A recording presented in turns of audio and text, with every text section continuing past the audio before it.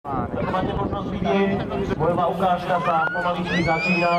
Dnešný deň si ideme pripomínať udalosti spred takýchto rokov, udalosti boje o mesto Humenné, ktoré sa odohrali síce v novembri 1914, my sme mesiac skôr, ale naozaj treba si takéto udalosti pripomenúť, lebo tieto boje rozhodovali na kasárensky nádvorí, stále veľmi veľa ľudí, takže nejaké dostrpenie ešte poprosíme.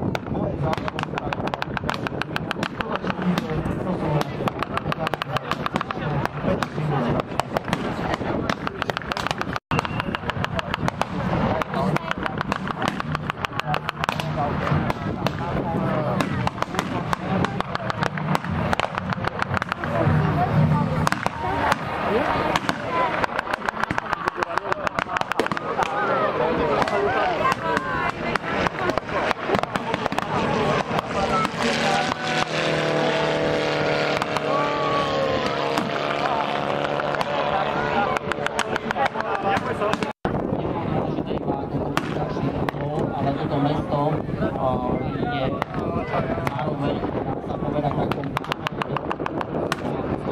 pri Humennom sa končí a ďalej Strážske a Michalovice oslovujú do Slovenskej nížiny, naozaj tam nie sú žiadne terénne prekážky.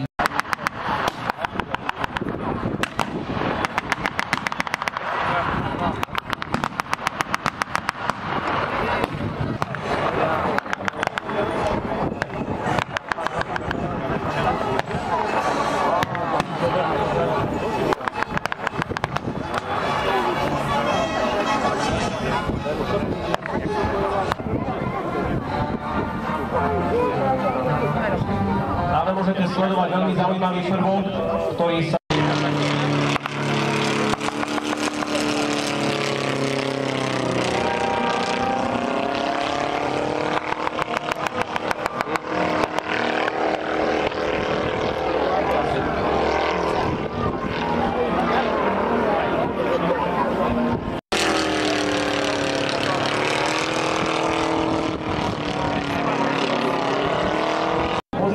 ruských vojsk sa na tej rakúsko-slovenskej armáde podarilo dobiť. Šťastne prežil aj pilot lietadla, ktoré lietalo.